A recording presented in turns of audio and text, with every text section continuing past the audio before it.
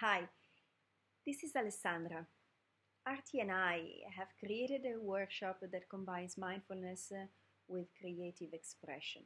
So, let me tell you a bit more about mindfulness and what it is. Mindfulness is simply our ability to be present to the current experience as it unfolds. But it's a type of presence, it's a type of attention that implies a certain qualities, very specific qualities. It lacks judgment, it opens up to the present, and it has a quality of intentionality. And why is mindfulness important? Why is it important to practice mindfulness?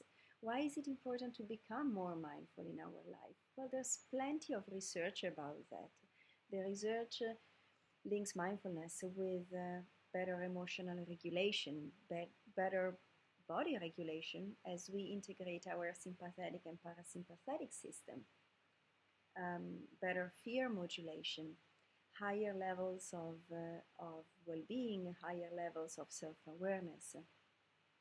If you ask me what mindfulness did for me, it brought a greater richness, a greater ability of appreciating life as it unfolds in everyday moments. So come and join us. November 23rd, Mindfulness and Creative Expression with Artie and Alessandra.